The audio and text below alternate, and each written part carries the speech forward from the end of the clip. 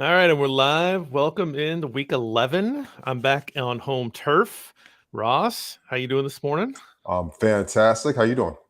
Yeah, I'm a little bit, long day yesterday. Yeah. Nothing was crazy on the road, right? Like nothing was crazy, but like when we went out, we sat in the Des Moines airport and just sat on the plane. I had to go Uh-huh. get de-iced, and anyway, took up our whole layover in Minneapolis. So Uh-huh. we ran from one gate to the next, and then last night uh, we got to Denver okay, and then a little late, but like nothing big, and hmm then we sat on the plane in Denver while the crew got there because they hmm were flying in from somewhere else. hmm Like they have I don't even understand the logistics of plane travel at this point. hmm It seems insane. hmm So we sat there for a long time, and it ended up pushing us back about an hour. So we got back an hour later than what we were scheduled to. Again, nothing crazy. I'm not, I know that people have horror stories. This was not a horror story. It's just everything was just a little delayed, a little Yeah. annoying.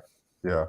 And it's definitely that time of the year. It's the week before Thanksgiving, all the Right. crazy travel stuff. So luckily you got back with not too much of a hiccup and safely because I'd imagine it's like I don't know how it is in Iowa, but in Chicago today it's like 13 degrees outside right now. Oh, it's cold, and I already made a Yeah. mistake there. Yeah. Yep. Uh, yeah. See, I'm rusty. I'm rusty. Yeah. Yes. It's cold. It's supposed to warm up today, though. Yeah. I think it's supposed to get up to 40. I Yeah. saw, but yeah, last Yeah. night. Yeah, I made the decision instead of Ubering to the airport that we park, Uh-huh. and we got a little snow. I had to scrape. It was not fun, not fun hmm hmm to get that car out and have it be 15 degrees. My hands were hmm cold. hmm So week 11, last week, Danny Meehan filled in for you. You were Yep. gallivanting around the East Coast, and he did okay. He Nice. got you closer to even. So he Nice. took you from -3.5 to -2. So it's up to you to do the rest. Like this is the week we're going to get you out of this hole here. And so you said you liked the slate this week. I do. Where do you want to start? Let's start. Where do I want to start? Let's go to the NFC North and start with that Vikings and Cowboys game. And that's a game I know we were talking about in our little chat earlier today. The Vikings at home are dogs after they come off that great win last week against the Bills, and the Cowboys had a really, really bad loss against the Packers last week where they blew a 14-point lead. I actually think the Vikings are a better football team than the Cowboys are right now. I think Mike McCarthy is I don't know, the ghost of Sean Payton seems to be lingering around him with that situation. So I'm going to take a blue chip today, and I'm going to put it on the +1.5 for the Vikings. I actually think they're going to be able to win this football game at home. I think the defense right now for the Cowboys is very shaky. Michael Parsons is banged up, and ever since he's been banged up, they're not getting the pass rush that they want. This is not prime time Kirk Cousins, so which means you're going to get the good Kirk Cousins, and Justin Jefferson is the best wide receiver in football right now. And I just think that that's too much for the Cowboys to be able to slow down. And Dak Prescott has not looked very good this year. No, I mean the one game I bet against him, he looked great. Yeah, it Right. was So good. there's that. Yeah. Um, I I found this line to be the most surprising of the week. hmm Right? Like just because the Vikings have the great record that they have, they're at home. Like, why are they underdogs? That's kind of Right. crazy. So totally understand. I might come back to that game. I might not. I want to go to the Bears game right away though. Let's do it. So I know a lot of the money is on the Bears to cover this, hmm but that's because the Bears are on the upswing in terms of their offense. hmm Um, neither of these teams have a defense, hmm right? 48.5 points. That's not enough for me. And the Bears being 3-point underdogs in a game where, to me, it's a coin flip. I Yep. mean, the Bears could absolutely lose this game. I understand that, but you get a full three.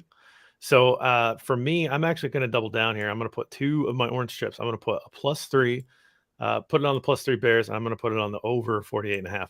The hmm only way I don't think this hits is if both teams just decide they're just going to run the ball all game and it just kind of bleeds the clock. hmm But I don't really get it, man. Like I think with both offenses playing good football and both defenses are bad, actively bad Yeah. in some instances. Why is this not over 50? Yeah. Why don't we believe in these two teams to score over 50 combined? So Bears have been doing it regularly. Falcons have been doing it regularly lately. Uh, hmm Bears lately, Falcons the whole year. Yeah. So I like the over in this one, and I think the Bears can win it. So I'm going to put a full chip on it. Yeah, I'm gonna join you on the full chip as well, and I'm gonna think the Bears are gonna win this football game as well. Listen, the Falcons right now are struggling against rushing quarterbacks. They give up a ton of rushing yards on the ground to quarterbacks. Obviously, Justin Fields, nobody's been hotter than him the last couple of weeks. But I actually think he's gonna be able to throw the football successfully today. I expect a heavy dose of Chase Claypool. Now that he's kind of integrated into this offense, I think Darnell Mooney's going to have a big game as well. And listen, they're indoors. Getting that Bears offense indoors in Justin Fields on carpet, that feels really good to me. So I'm going to take the Bears to win this football game today. Like you said, they're the money's been in on them all week long. I'm surprised that line didn't move closer to like a pick 'em. And if the Bears are getting +3, I'm going to take that. Yep, absolutely. Where else you want to go? I want to go to New England, to Foxborough. Listen, I know the Jets are on the upswing right now. They've got a good football team. This is me saying that I don't trust Zach Wilson against Bill Belichick, especially in New England. I'm going to put a orange chip on the Patriots to cover that 3.5 spread. Listen, I just think that Bill Belichick is going to be able to completely take Zach Wilson off his game. I expect possibly a low-scoring football game, but I would not be surprised if you wanted to bet a little bit of a defensive special teams touchdown from the Patriots and maybe parlay that with a Patriots win. I'm all over that because I just think that they're going to be able to win this football game. Ramondre Stevenson is a stud running back. Mac Jones just has to not screw up today, and then let Ramondre and the defense carry him because I don't think Zach Wilson's a very good quarterback. Well, we had that stat when the Bears went in to Foxborough and won that game. The stat was something crazy like Bill Belichick against first and second year quarterbacks at home was like 44-4 or something like that, like some kind of unbelievable record. Mm-hmm. He's just really good at confusing young quarterbacks and throwing stuff at them that they haven't seen. Wilson, again, like he hasn't figured out how to play in structure, and because I think he thinks he got drafted for all the off-platform stuff, and Mm-hmm. NFL players are all really good, and they're closing in on him. And so, to me, like I don't think you can bet on Zach Wilson right now, even though that team infrastructure is pretty good. And this is a real tough task for them. You'd love it at -2.5, right? Right. Yeah. Like -3.5. Yeah, I like it. It's still a little bit more than I'd like. I'm going to use another orange chip here, and I'm going to go. I think the Eagles bounce back from that Monday night loss. I think that was rough. They're, yeah, okay. We got the just Saturday game, right? Mm-hmm. I tried to tell Danny last week. Danny put money on the Raiders. That's all I was hearing all day. It was like, this is crazy. This Jeff Saturday thing with the Colts. They're gonna go in, they're gonna get stomped, and I'm like, if it was any other team but the Raiders, Yeah. right? Yes. Is it any other team but the Raiders? I would say yes. And so you got the 1 week, you got the win. There's kind of some emotional whatever that was. Now it's back to reality. And now you got the Eagles. We're coming off this. This team has championship aspirations. Championship teams don't drop back-to-back games against inferior opponents. They had their slip up. Now's the time for them to come back, make a statement. I think they come out hard. I think that, especially if you can get a first half line, I would absolutely take the first half line. But I think they come out strong. I think they take full advantage of a weaker Colts team, and I think they roll in this one. Yep. Yeah, I completely see that. Listen, the Eagles are. I think it was good that the Eagles got that loss out the way last week to get all that undefeated nonsense off your mind and go back to just playing football again. I'm going to go to the team that beat them last week. I actually bet on the Commanders. I've been on the show last week, I would have told you to take the Commanders at that +8 that they had last week. I think this is a good football team. I think they run the ball well. I think Taylor Heineke gives them a little bit something that Carson Wentz doesn't, which is no surprise that they're going to stick with Heineke going forward. And all of a sudden, this is a sneaky playoff team that could, kind of sneak in there, right? The Texans are awful. They're playing for the first overall pick. They cannot stop the run. And we saw last week against the Eagles, Brian Robinson was starting to pick it up a little bit. They still have Antonio Gibson. They have an awesome rushing attack. Give me the orange chip on the -3 line. I think the Commanders are going to go in there and run all over the Texans, and I think they're going to be able to win big today. I expect Gibson and Brian Robinson to have huge games on the ground. Love it. I'm going to join you with a blue chip. I think the same way. I actually have little Brian Robinson coming up at some point here. I think that's he's getting a ton of carries. right? And a lot of times you just have opportunity meets talent is a lot of fantasy stuff, right? Like there's a lot of talented guys, but they don't have opportunity. There's some guys that have opportunity, but they're kind of duds. And so, it's like, yeah, they got volume. I think he's got both. I mean, I think he's starting to round into form. And so I think that there's some good stuff going on there. But I think you're right. The Texans are the absolute worst, bottom of the barrel, 32nd team in the league against stopping the run. This team looks like it has a little something. It's starting to figure itself out. Ron Rivera is a good, solid head coach. I mean, I just, I like him. I respect him. I think that's a fair bet. I think the Rams are toast. Yeah. Right. Yes. Yeah. I don't like them at all. I bet them a lot in the preseason. So that is what it is. I was wrong. I'm very comfortable admitting when I'm wrong. I they're on the road. Saints are a talented team. They haven't been playing well either, but I like the fact that it's 2.5. I think that they take care of business and they win by a field goal or more. I'll take that. Nice. Yeah. I completely agree with you there. It's, no Cooper Kupp right now. He's out for a couple weeks. We might not even see him again for the rest of the season because if they Why bottom would out, you? right, what's the use of putting him back out there? Matthew Stafford's been banged up. Now they're going to have to rely on Van Jefferson and Allen Robinson, and they don't have a running game. I don't know how they're going to be able to score out there. The only thing that concerns me is, Andy Dalton is still your quarterback. And we saw Jameis Winston kind of come out this week and say he doesn't really know why he's playing right now. But yeah, I think the Rams are toast as well. I'm going to go to that crazy. Everybody was digging out Buffalo Bills players out of their garage yesterday to try and get them to Detroit.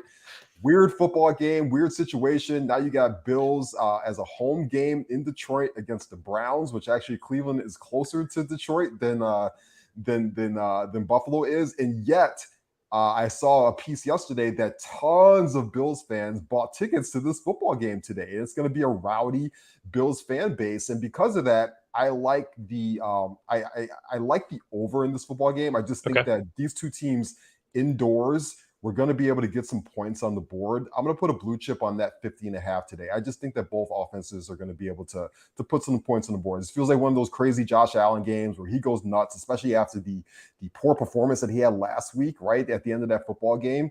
And then also Nick Chubb on indoors, on ground, he could go crazy as well. So I think we're going to get some points today. I just think this is a weird football game given the circumstances. So I think we're going to get some weird points today. I love that. And I have that in a little bit here in terms of what I think this game's going to look like. There's some other things that we can probably go a little rapid fire here, but some other things I'm kind of interested in and I haven't really solidified yet. This -3 line for the Giants is kind of interesting to me. Detroit's playing okay football, but I'm surprised it's only 3. Because I think the Giants are pretty solid. Maybe they kind of came back a little bit. By the way, I would have won quite a bit of money because I bet money line on the Titans. I just want to say, I had the money line on the Titans for Thursday night game. But the Lions beat the Bears, okay, but they came back. They were kind of dead in that game. They beat the Packers, who were apparently not very good at football. I don't know. I'm not there. I feel like I've bet the Lions enough this year, and now it feels like they've caught up to the books are now kind of respecting them a little bit. Giants, Brian Daboll, give me that. I think they take care of business. -3 at home. Yeah. Listen, the Giants are a good football team. You start getting Jared Goff on the road in circumstances coming off a big win like that last week. I agree with you.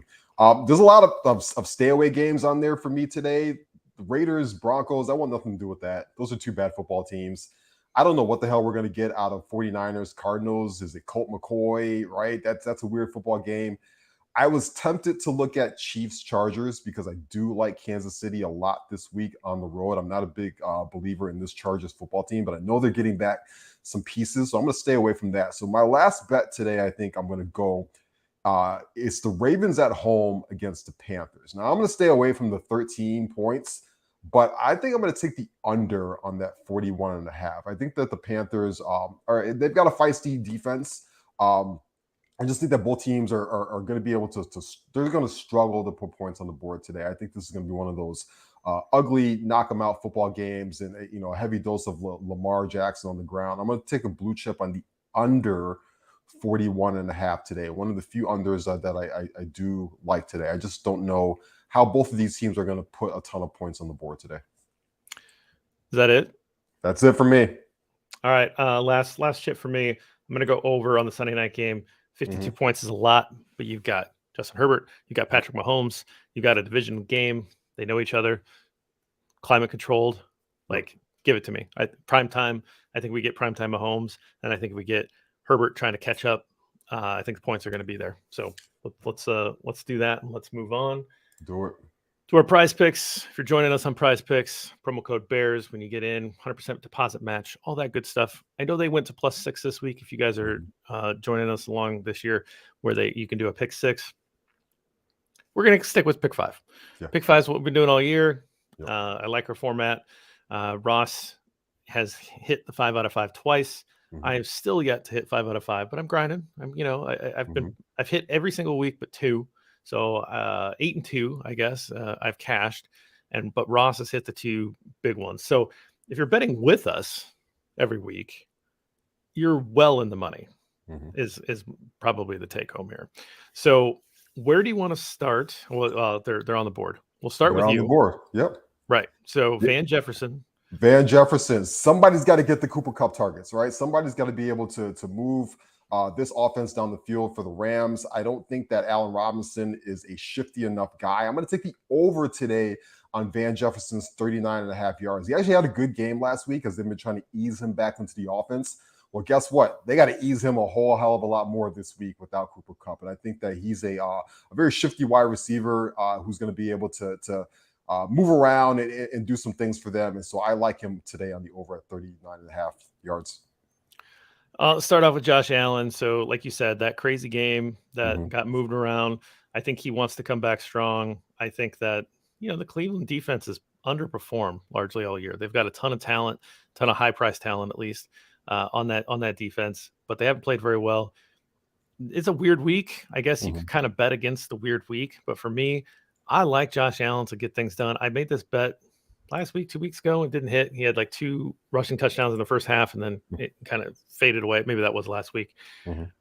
I'm going to double down on this thing because I think he gets it done. You get the rushing touchdowns. You get the passing touchdowns. 2.5 for Josh Allen is not much for him. Like he can go over that pretty easy.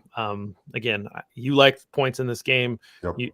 Points are going to come out of Josh Allen. So give me Josh Allen over 2.5 touchdowns. I like it. I just got done talking about how I don't trust Zach Wilson on the road in New England against Bill Belichick coming off of a bye week. The Patriots are. I'm going to take the under today on those 190.5 passing yards. I think that if the Jets are to stay in this football game and try and win, Robert Salah is going to be like, dude, just don't screw this up for me.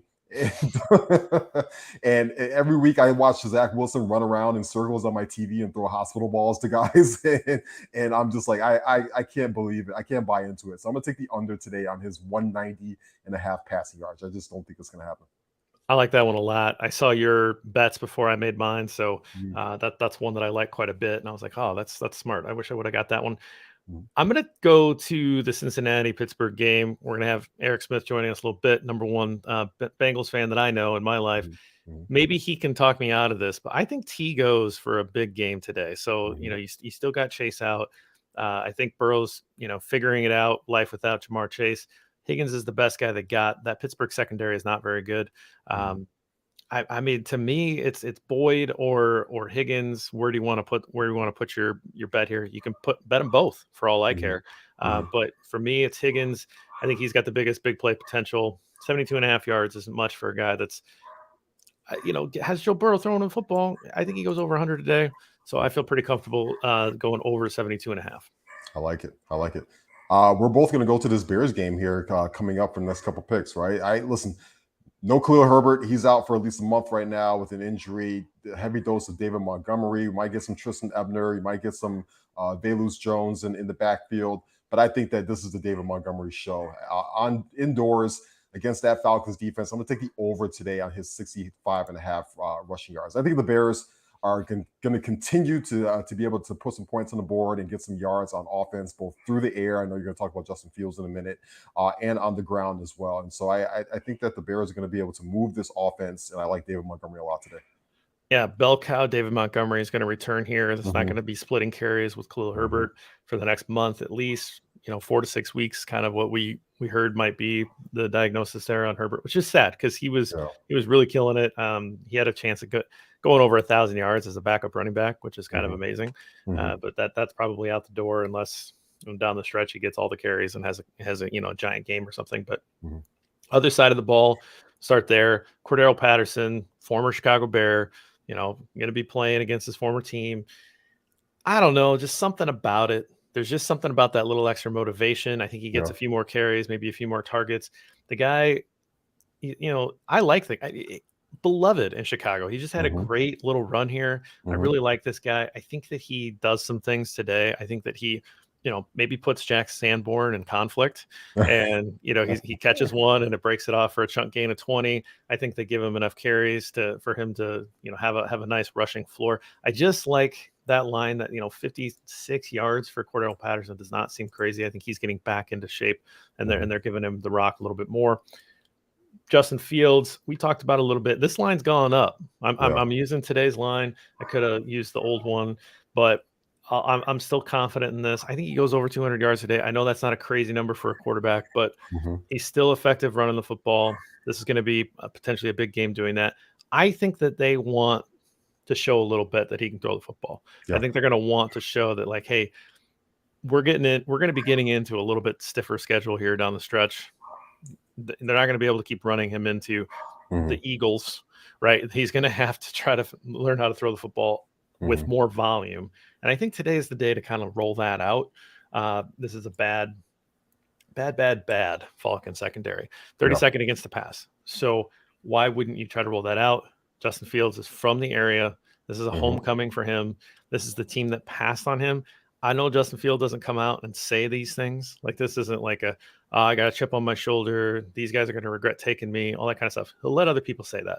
Yep. There's got to be a little bit extra to come home in front of your family, in front of Yeah. your friends, all that stuff. I like Justin Fields today to have a big day on the ground, but also through the air. 175.5 isn't enough for him. Absolutely. Kennesaw, Georgia's finest, right? Go home, show out, right? Listen, indoors, I love it. I feel like the Bears going to be able to get the football down the field today, right? Really hit some bombs down the field today. So I like that a lot. I bet him as well in a couple parlays that I have. Listen, Saquon Barkley, right? In the Giants at home against the Lions, he just has to get a touchdown today. I feel really good about Saquon Barkley getting one touchdown today. I'm going to take the over on that 0.5 rushing TDs today. I just think that the Giants are going to be in and around the goal line quite a bit. And who else are you going to give the football to other than your great bell cow Saquon to get you in the end zone? Yeah, the first bet that I thought about when I was thinking about this, and I haven't even looked at the lines yet. I thought, man, Giants play the lines at home. Well, how do I get in on that? Hmm. And Barkley's over under for rushing is pretty big today. I think it's about 100, right? I don't remember Hmm. exact number. It's like 95 or and I was like, oh, I still like that, but I don't love it quite as much Hmm. as I wanted to. Because it's a big number, right? Like a couple things could go wrong and you don't get that number. So this is a better approach, I think, because I do think he's going to get some goal line carries here. Who else are going to give it to? They still don't have a ton of wide receivers. I respect Brian Daboll a lot, but Hmm. this is why you respect him, is because he knows what he has and he runs the offense through Saquon Barkley. This is a great bet here. I think this is probably my favorite one on the board. I'm going to bookend my night with Sunday night game. Patrick Mahomes, talked about it. Biggest over under of the week, right? Yep. 52 points. Where do those points come from? They come Yes. from these quarterbacks throwing the rock, right? Yeah. So 2.5, Patrick Mahomes. It just feels like he can go for 4 or 5 in Hmm. any given game. 3 to me is not that big of a deal for him in this matchup. I don't know. I mean, I can't talk myself out of Patrick Mahomes having 3 touchdowns almost every single week. Yeah. But when it's climate controlled and it's against a team he knows well, why would I bet against him? Also, he's probably in the driver's seat right now for MVP, and He is. yeah, I think that this is an MVP type of night, right? Sunday night football, everybody's watching you, like you said, division game on the road, but it's not really a road game because nobody goes to Chargers games in LA. And yeah, he should be able to ball. Everybody wanted to anoint Justin Herbert as the next Pat Mahomes. And he's like, no, I'm still the Pat Mahomes. And yes, I think that he has a huge game today. I think the Chiefs are going to be able to beat them up pretty good tonight, and kind of say, listen, we are the number one team right now in the AFC, even though the Bills beat us, but we're coming back to take that spot. My last bet for the week is a kicker bet. I don't normally do kicker bets, but I'm going to take the over on Evan McPherson today. Another division game. He will be kicking in the Artist formerly known as Heinz Field. I don't know what they're calling it now. FTX crypto. I don't know what the hell that place is called. Right. It's probably a company that's going to be bankrupt in 2 years.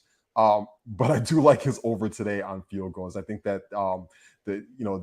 every time the Bengals and Steelers play, they're kind of weird games. Remember, the Steelers beat them, right? In I think it was week 1 or week 2 or something like that. Back when Mr. Trubisky was still the quarterback. I just think that today McPherson is going to be able to get at least over 2 field goals in that football game. I like it. So what else is going on that you're looking at from just like a random football day? It's week 11. Yep. I think we've largely have these teams figured out, but what are you looking for today? You know what? Just looking for, you start to see which teams are going to separate themselves from the pack, right? So, some of your teams today, the Bills of the world, the Chiefs, the Eagles, right? Are these teams going to put up dominant performances and separate themselves from the pack? And then also, remember, we get a quick turnaround for a lot of these football teams because we get 3 games on Thursday night, right? So a lot of these teams they're see how they come out, see how they perform today, especially a team like the Dallas Cowboys, who've got a big Thursday night game coming up here. See how they perform on the road. It's kind of why I like the Vikings a little bit today. Is that's just a lot of football for Dallas to have to play, even though they're used to doing it every single year.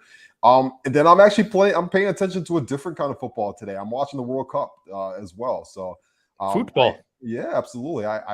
I do enjoy the World Cup. I think it's one of the more one of the better sporting events that we get right now. Ecuador is up over. Do you say Qatar or Qatar? You know what? I don't think I've really said it. I look at it and I go, I don't know how to say that. I think it's Qatar, and the World Cup is in Qatar. There's a ton of controversy surrounding it. Oh, sure. And stuff like that, but I enjoy it. I know we get the USA, I think on Tuesday this week, and then we get like Mexico versus Poland, which is a big deal in Chicago that has a huge Mexican and Polish population. So I like the World Cup. I'm going to be flipping back and forth between football and football today. I like the World Cup too. I remember when this was announced, and kind of a crazy thing. And so this is not Dirk Cutter, right? This is not Dirk Cutter, right? Like people went back and forth about how to pronounce his name. I think it's Cutter, which by the way, also the best name for a Buccaneers head coach was Dirk Cutter. Dirk being like a short, sword knife or whatever, and then Cutter, right? Like perfect that's a perfect pirate name. That's all I'm saying. But I like the World Cup as well. I played soccer in high school a little bit. I mean, football was my first sport, and then soccer is, I don't know, kept me in shape, I guess. And I kind of forgot because it's a summer thing to me, right? And I kind of forgot it was happening. So I'll tune in. I'll figure it out. We'll get that going. We probably won't have a World Cup betting segment next week, but if you want, we can do that. We can try to find out. Yeah, I know nothing about these guys. You're just throwing money on the countries, like yeah, absolutely. I just know France. Like USA has like Pulisic, right? What's his name? The phenomenon Christian Pulisic or something like that. You got me.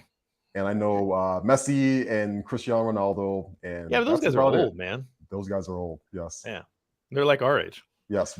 Side note: when I went to Madrid a few years ago, Ronaldo was still on Real Madrid, and that was like if Michael Jordan and Tom Brady was in one, the way he just dominated that city. I've never seen anything like that. You couldn't go anywhere on the streets, anything, without seeing Ronaldo posters and jerseys and stuff like that. It really is just a different breed when you go overseas and you see the way they treat their athletes.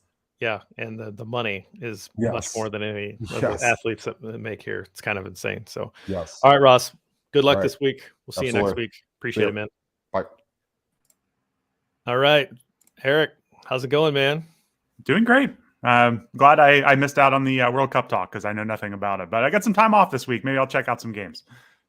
Oh yeah, nice. Yeah, I guess there is time off this week. It's been kind of a whirlwind for me lately. A couple of travel weeks over the last 3, so definitely feeling the need for a couple days off. So I'm excited about that. Awesome. All right, daily fantasy stuff. Yeah. I am looking at yours for the first time. Yeah. And some similarities. A couple, but not as many as I may it has been in the past. Just a couple. Yeah. So, how'd you build your lineup this week? Yeah, so I found myself liking these top end wide receivers this week: Justin Jefferson, T. Higgins, C.D. Lamb. Those were the ones I fell on. But I was kind of like, yeah, these guys are expensive. Let's see how I can build a lineup fitting all of them in. Just almost like an experiment, you know? And Right. that kind of led me to Dak Prescott, pairing him up with C.D. Lamb. I think that Dallas-Minnesota game has a lot of potential for a high score. So I kind of built it around that game. I like the Dak and C.D. stack with Justin Jefferson on the other side. Hopefully that one shoots out. I see you had a similar strategy at running back with let's pick a running back against the Houston Texans. So I took Antonio Gibson. You went with Brian Robinson. They both have pluses and minuses. Gibson's going to have more of a pass catching role. Robinson more of the touchdown role. But I went with Gibson for upside. J.D. McKissick's out again. But yeah, it was really just kind of fitting in those receivers, fitting in Dak, and then just taking some value plays around there. So I don't know. I thought there were some really nice high-end wide receivers this week, but with some other injuries like Cooper Kupp and others, it falls off a cliff real quick. So I wanted to get a couple of them in my lineup. Yeah, it's interesting. You went Higgins, of course. You must agree with my prop bet there. Yeah.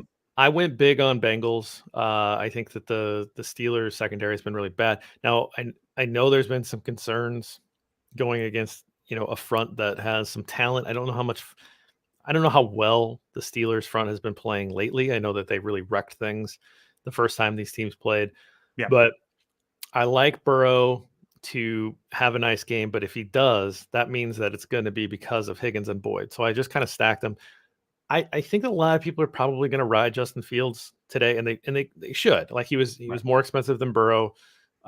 He could very well have another monster game. Last week paid off handsomely for me to have him in there. But at some point, there's also a little bit of game theory where you go against, where everybody's taking just in case, something happens a little differently. Yeah. So I went with the Burrow stack. I think I like that. I did end up taking Darnell Mooney because he's cheap. 6,000 for Darnell Mooney. Hopefully he gets in the end zone. I took Robinson over Gibson. They're the exact same price. Everything says take Gibson because he's got more, points per game and all that. It's just the volume of carries that Robinson has been getting. They clearly like him to carry the ball more. And then if you assume that they're going to win this game, that they're going to be in control of this game, Robinson could have 25 carries without being that doesn't seem crazy to me. And if he's got 25 carries against Houston, who's giving up 180 per game on the ground, worse in the league by far, even worse than the Bears, why wouldn't you want a piece of that, right? So to me, I'm going with the guy who I think game flow is going to match up well with. Robinson was kind of my guy there. And then I took CP Flash because, again, the Bears aren't very good at stopping the run. And I just think I kind of like the revenge game stuff a little bit. Like, I mean, some of that's a little overblown, but it's not revenge game so much. I think Patterson left fine. It wasn't like bad terms or anything. But there's a little extra motivation to play against your old guys. He still knows some of these guys on this team. I liked him. He's pretty cheap. Bears are really bad against the run. I think he can put the Bears linebackers in conflict as well if he gets out of the backfield on a route. So that's kind of how I built the main part of my lineup. I'm happy to see that you have Devin Singletary. Yeah. Talk to me about Devin Singletary. A lot of that's matchup. I mean, the Browns' run defense is awful this year. It's kind of why they're like a tough matchup for the Bengals when they play. They're all pass rush on defense, but no run defense. And I know that doesn't necessarily fit with Buffalo.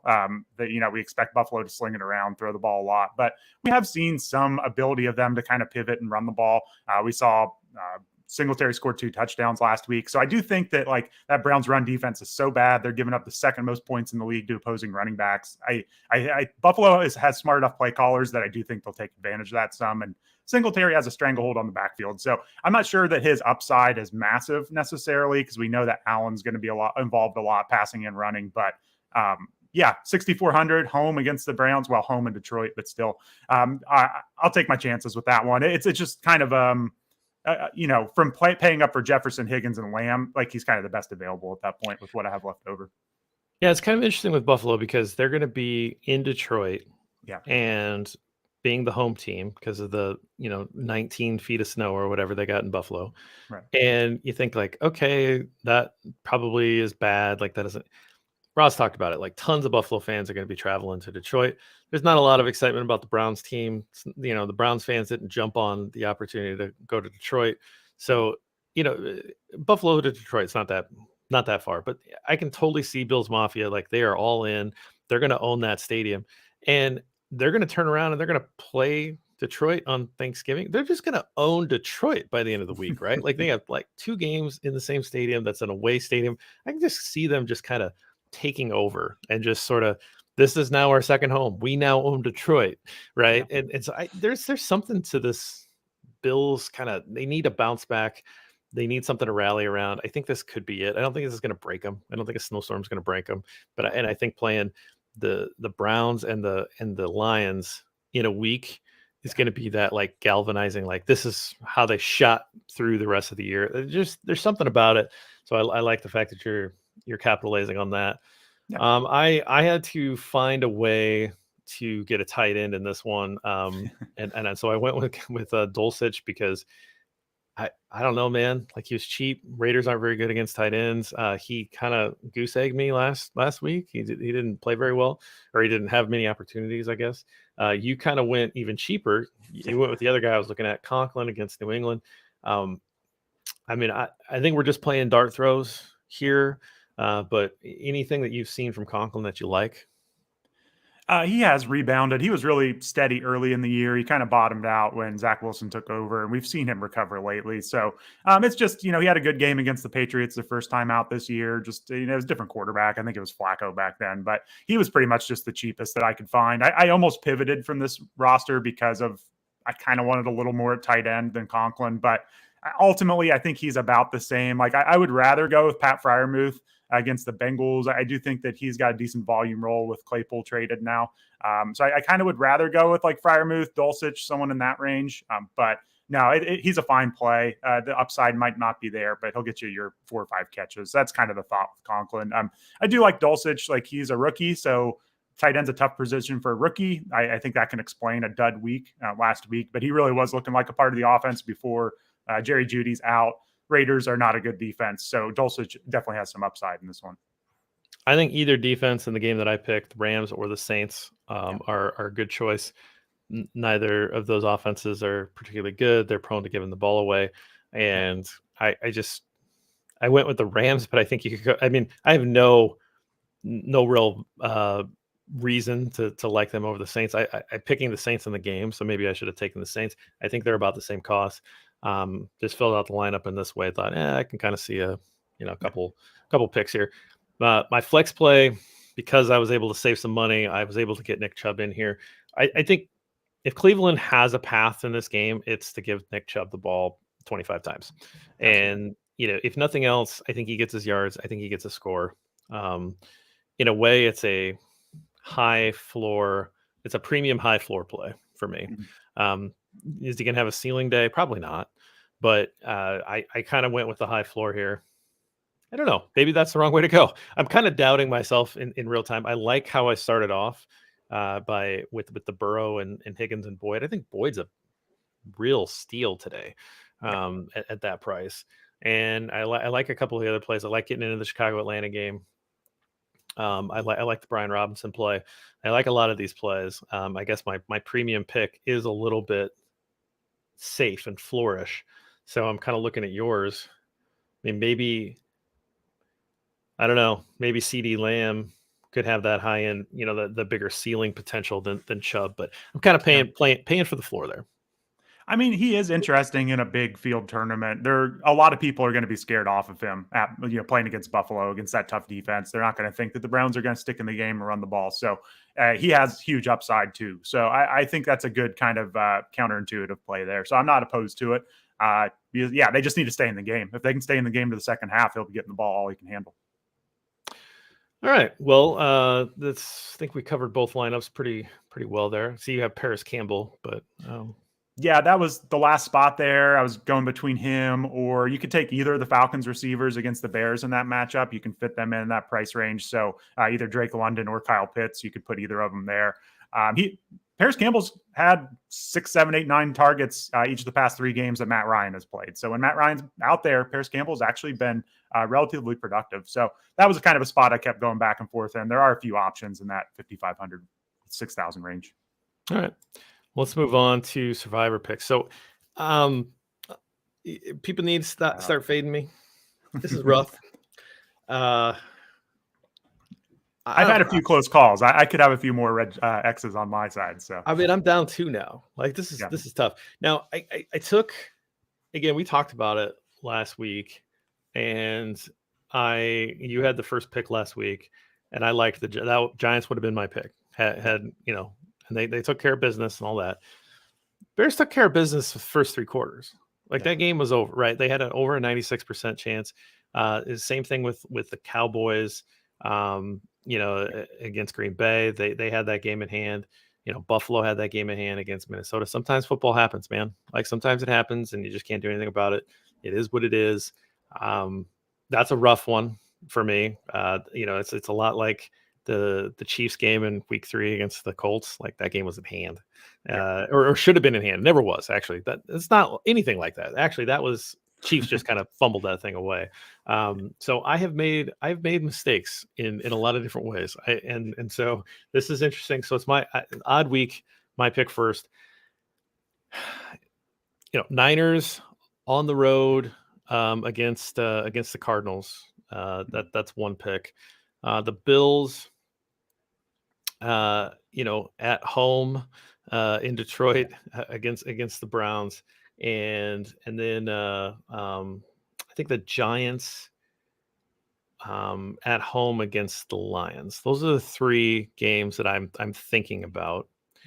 You've already used the Giants. You've already used the Bills. So I'm at the point where I'm gonna start doing game theory here, because I have to use the advantage of going first. So I'm going to take the Niners just so that you can't take them. That is the only reason, because I actually like just taking the Bills and just living with it. But I think that they beat the Cardinals with whatever's happening there. I know they're on the road. Maybe this is dumb. I think this is your top pick of the week. And so because of that, I'm going to try to steal it from you just to make you pick a little bit more uncomfortable, and maybe I get one back. This could blow up in my face. I could get my 5th, and with less than half a season left, I'd be in rough shape. This is totally just me trying to push you into a bad direction. Well, a couple things. I believe that Niners game is in Mexico. I think it's hard neutral to keep site, up so it's even better for me. Yeah, so I think you're fine picking that one. That was one of the bigger spreads, but I believe I still have an easy one left, so you may not have swayed me much here. I'm going to go with Baltimore. I don't think. Oh, I picked them yeah, yet. you're right. So it's okay. I don't have them. I haven't. Yeah. Okay. Yeah, you've already picked them, so they're off your board. So Baltimore at home against Carolina. It sounds like it's going to be a little windy, maybe gross weather, but I'll take my chances with Lamar running the ball 25 times, hopefully. So that's what I'm banking on in Baltimore. But no, that San Francisco pick, I like it. I mean, Arizona's fine with Colt McCoy. It's maybe not the worst backup quarterback situation in the world, but San Francisco, man, they got so many weapons on offense, and they're starting to settle in. If that defense is healthy, they're tough. So I don't even think you need to make a game theory part on the 49ers. That's a good pick there. Well, my thinking was you've played the Bills, yeah, and you played the Giants.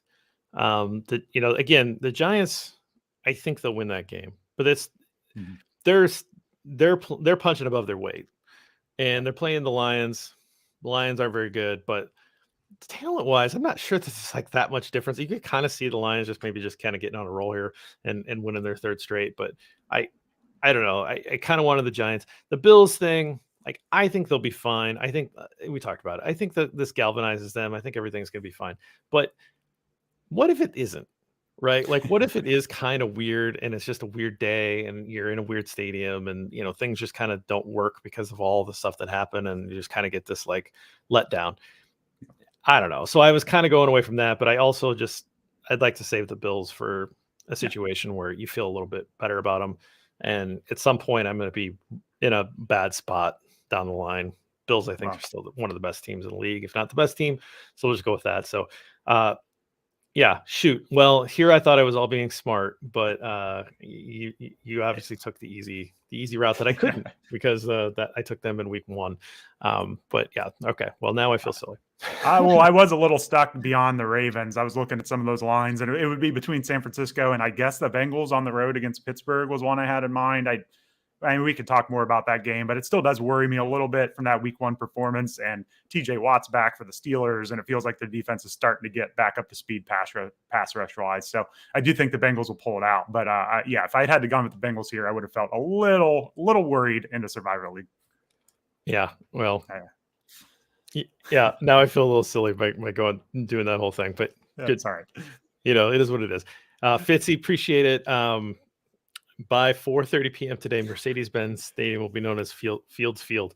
Kind of like Fields Field for the new project out in Arlington Heights. Maybe that'll be a thing.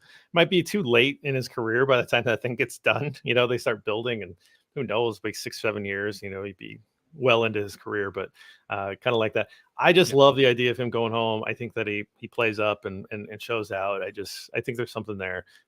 Again, could be wrong, but. In Cincinnati, we just got a name change for the stadium, so it's Paycor Stadium, and the joke around here is it's actually Pay Joe Stadium. It's just the naming rights are for the Joe Burrow contract. So Fields Field, the same thing. Ryan, thank you for this, and I'm gonna set up Erik to answer this question. But half point PPR: Sutton, Devonta Smith, Brian Robinson, Antonio Gibson. I need 1 back, 1 receiver, 1 flex. Yeah. So Sutton versus Smith for the wide receiver. Let's do it that way. Who do you got? Yeah, I would take Sutton here. I love Devontae Smith as a player. It's just a little boom bust in that offense with A.J. Brown ahead of him in the running game and Hurts rushing for touchdowns. So Sutton is like last man standing here. Jerry Jeudy hurt. It's a nice matchup against the Raiders. That team, we could spend a whole episode trying to figure out what's going on with the Raiders, but I feel pretty good. I think eventually Denver's going to get this sorted out a little bit. They went to a new play caller this week. It sounds like Hackett's given up the duties to the offensive coordinator. I don't think Wilson's this bad. Something's got to get better. And I think Wilson, Sutton against the Raiders, we should be able to, we should get a nice fantasy game here. You get the new coordinator and they kind of, and maybe have a tendency to like put all their good ideas out on the table in the first week, right? Yeah. And just kind of show everything. And so I think that there's a little bit of potential for a offensive burst. I think that's real. And like you said, like who's left? And I was actually in a position this week where I've got strong wide receivers as we have talked about.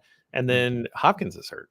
Maybe we can get into that a little bit. And so he's a questionable decision. It's a Monday night game. That's hard to kind of work with. And so that's particularly why I'm like, well, if Hopkins doesn't play, like, geez, like, the Cardinals, I don't think have much of a shot here. But so I ended up, I'm going to just bench him and I'm going to play Courtland Sutton. Courtland Sutton happens to be my like wide receiver 4/5 on this team because it's ridiculous. And I kind of got a little lucky in the draft. Yeah. And I was like, oh man, and I thought, I think this is a good spot for him. I think Sutton's at a really good spot today. So I'd feel good about that. Now let's go Brian Robinson versus Antonio Gibson. We win on opposite side of this in daily fantasy, but for a half point PPR league, I think I would go with what you did. Yeah, I don't know if it's been Ryan every week or it's just on this show, but I feel like I always have to decide if we should play one or both of these Washington running backs, and it's a tough call when you have both of them. But we mentioned in the DFS part, like this is an awesome matchup. I mean, for either of these backs against Houston, they've given up 4 30-plus PPR point games already this year to running backs. So this is a perfect spot. I have Gibson ahead. It's not real far ahead. I mean, I think they're both solid plays this week, but I would play Gibson first just because of his pass catching ability. And so I've got Gibson RB 19 this week, Ryan Robinson RB 23. So again, it's right in the same area here. Okay. So now that you've filled the two spots. Now you're down to, do you double up on the Washington backs, which I don't think is terrible. No. Especially since if, game flow is right, you think Brian Robinson gets 20, 25 carries. I do. I should say you don't. I think that could happen. No, I do. Okay. I think it's a good shot at both of them being a good play this week. So Robinson versus Devonta Smith for the flex. Man, so yeah, this is another one of those in a vacuum. I'd play them both. It feels when it's your team and you're that loaded into a Washington team, which as bad as Houston is, like, would we be at all surprised if Washington got beat 24-7 this week? Like, everyone's high on Washington. Yeah. Like it's still not a team I trust a lot, but there's so much positive momentum here. JD McKissick is out. It's just those two running backs. They're splitting the snaps 50-50 for the most part. So like you said, Robinson, 26 carries last week. He's getting all the rushing volume. I'd be tempted to play them both, honestly, over Devonta Smith. I mean, it's when Devonta Smith has that big week, you're not going to feel great about having him on your bench, but there's so much touchdown potential for Washington in this game. So play them both. If you hate that feeling of playing them both, then Smith's a fine pivot. He's still a good play this week. I don't know what this means. Captain. 49ers defense as captain versus Arizona. Does that mean like you get double points? Yeah, that's probably in the single game showdown. I don't know if that's on DFS or I'm on FanDuel or DraftKings or what, but you'll get like 1.5 scoring, I believe, for them. So what he's probably saying here is that he's trying to get a little different on the showdown slate, 49ers and Arizona. And a lot of people are just going to pick, Christian McCaffrey for the captain. And so he's trying to change it up a little bit here. I would rather have the 49ers defense, neutral site game. If we're comparing these two defenses here, I'd rather. No, have I think 49ers. He's saying like, I think what he's saying is, just defense, 49ers. Excuse 49ers me. Defense, and then you make them the captain. So that, have you ever made a defense a captain? Maybe in some really ugly games. I would expect San Francisco to be able to put up enough here where a McCaffrey type or a Debo type or an Ayuk type would be a better captain. But I don't know. Kind of like I said, Colt McCoy's been functional as a backup quarterback too. So I don't know if this is one of those backup situations where, PJ Walker didn't even make it through the game against the Bengals. Like I think they've got a decent floor as an offense. So I don't know. You can make an argument for any of these outlandish plays and these showdown slates. Like you have to make your lineups unique or else you're not going to win any real money. So I can't say no to it, but I think there's enough points in this one where defense probably isn't the play. I find it honestly, like, now I understand what the setup is. I've never played one.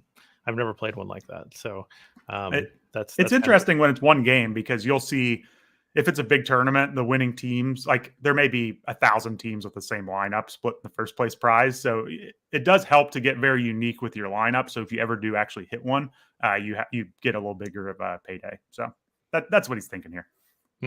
That's fun. That's cool. I'm fine with it. If they get a defensive touchdown, it could certainly pay off. But I think there's going to be some points in that game. Yeah, you're definitely counting on an old school like Bears defense performance to be able to have that cash. But that's pretty fun. That's pretty fun. Yeah. Try a single game. One of these really boring Thursday night games or something. Just do a one game lineup. It'll get you through it. Yeah. Right on. All right, man. What else is going on this week? Just trying to keep up with some injury news, which is rolling in now. As you said, that whole Monday night situation with the Cardinals is kind of rough to try to figure out. So it does sound like at least Colt McCoy, he was on the injury report at one point, and that would have been a disaster if him and Kyler were both out. But it sounds like we're at least getting Colt McCoy there, so that's nice.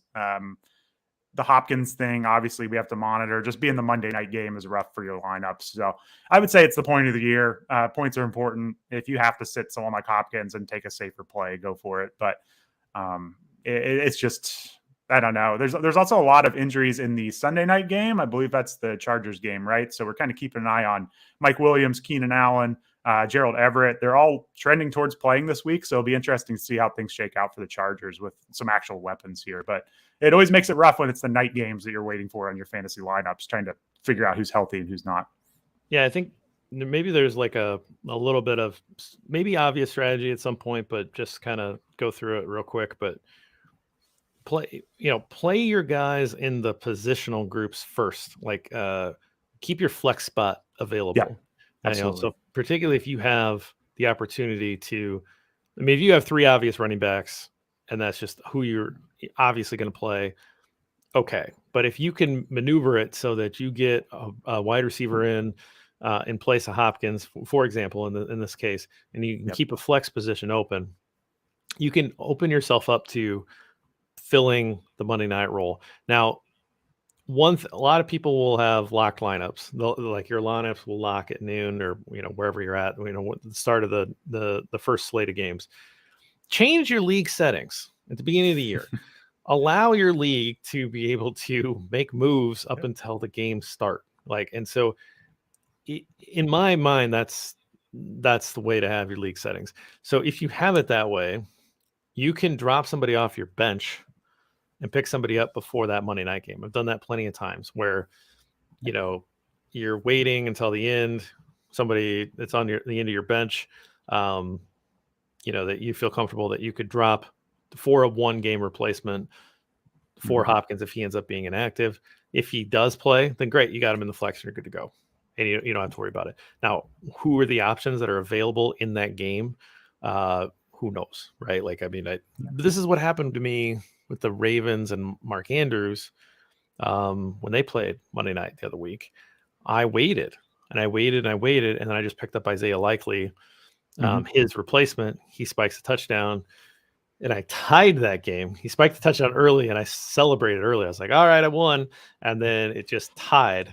He never caught another pass. I was like, never mind. I did not win.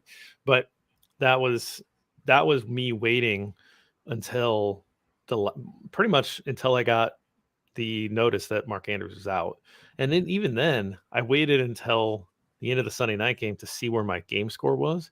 Because if I was winning, I wasn't going to do anything. Because I was going to, whoever I had on the bench, I was like, I think it's a better play than just a 1-week fill-in.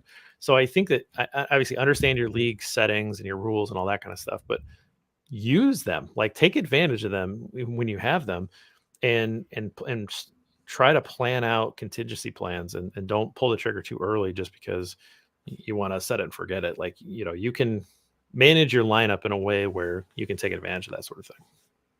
Yeah, absolutely. And I was trying to scramble and look for some Monday night options that might be available on waivers if you did want to take it down to the wire and count on DeAndre Hopkins. And it's not real great. I mean, if you're looking down the depth chart for the Cardinals, like AJ Green still played 44% of the snaps last time they were out. So he's an option. Greg Dortch, we saw get some work earlier, but I mean, Rondale Moore is going to be rostered. The tight end with Zach Ertz hurt isn't a great spot to target. You're kind of running out of options. There aren't a lot of running back options to pivot to either. If you look both Arizona and San Francisco, I think most of those guys are rostered. So this is kind of a tough one. It's kind of Hopkins or bust here. So that's why I would lean somebody else. But you're right. If he doesn't play, there's probably somebody on waivers that's going to fill his role. It's just, how much risk you want to take. That was where that's why I put Sutton in. I have a great option, but it was no, you can't. It doesn't always work, but see if there are options available. It's the right strategy, because we do have to remember that in some situations there's somebody on waivers that can give you 7 points. You know what I mean? So you kind of factor in the difference between Hopkins' upside and somebody else's, 7-point game. So yeah, definitely worth considering. The flex option is a great point as well. Lock in those positional groups first, and it gives you more flexibility, even if you're not worried about injuries. Maybe more in the COVID year when we'd have late minute scratches, but we've seen people show up late in pregame warmups with an injury and all of a sudden they're out. And if you can choose between a running back or a receiver or a tight end on your bench, that's ideal. It gives you more options. Yeah, I think that happened it wasn't a late game, I don't think, but Alvin Kamara, just one game, he just didn't play and he was locked into a lot of people's lineups, and is what it is. I think that was maybe that it was even an early game. I think that was London. That was a London game. Yeah. But I mean, that's happened before where all of a sudden there's random scratches and you're like, oh, I don't know how to adapt to that. So we'll wrap up here, but what are you looking for in week 11? Is there anything interesting happening out there? New opportunities for guys, you're looking for, I mean, does Justin Fields need to do anything to kind of establish this new tier that he has entered in terms of fantasy football quarterback, things like that? No, I mean, we're we're riding Fields again. He's our top quarterback this week. We're not slowing into this. He's at Atlanta. We love the matchup. So I mean, fantasy wise, 2 straight 40-point games, QB1, 2 straight weeks. So just keep riding him. If you have him, you can start him over anyone. It's crazy to say that you can start him over Lamar Jackson or Patrick Holmes, but especially if you're a Homer Bears fan, feel free to just keep going with Fields because I got him in my starting lineup. That's for sure. Yeah. No shame in that for sure. So otherwise, we're kind of looking at you've mentioned some of it. Like David Montgomery is actually one worth mentioning just because he's going to get all the work now. I think they trust him enough in the passing game as well. So it feels like the backups to Montgomery are more third down type options, and he's still the trusted guy on third down. So he's going to see a ton of snaps here. So I would expect to see a lot of him. James Conner's kind of in a similar spot. They just released Eno Benjamin, and for some reason, Arizona released him, and he's kind of last man standing in Arizona. So I think he's going to see a ton of volume. So those are two. Feels like last year, we saw these running backs just get a ton of volume, soak up some touchdowns, and it's good for fantasy. So no, otherwise, just it's so team specific at this point of the season because some people have 7 great receivers, some people have 1, and they're scrambling on waivers. So just ask us questions, ask me questions on Twitter. We're always happy to help specific team situations. Yeah, it's always fun, and it's so much easier to give somebody else advice on their team, and sometimes you just need to hear that, right? You just need a push. I've done it many times where I've just like, hey man, what do you think of this? And somebody tells me, I was like, okay. And sometimes you just need that, but it's fun to kind of look, okay, what's your team? What's it look like? Right. And kind of roll from there. Hopefully you guys got your trades in, because I think trade deadline's passed at this point for the vast majority of leagues. Now you're kind of rolling with what you got. Maybe you pick up somebody on waivers, but for the most part, who you got is who you got, and this is what you're rolling with. I mean, we're in week 11, handful of games left, and then it's going to be playoff time. So good luck. I think this week is a must-win week for basically everyone, right? Mm-hmm. That it's like that way until the end of the season. So I think we've got 5 weeks left in my league, and I've got 3 games against bad teams. And it's one of those things where I've lost 2 games to bad teams this year. Like that's the only game that they score legitimate points in, and you're just like, oh, geez, come on. So nothing's given, but like I got to take care of business today. Like that's all I know. I got to take care of business, and we'll go from there. But Erik, appreciate it. We'll get out of here. Guys, thanks for joining us, and we'll see you next week. Let's make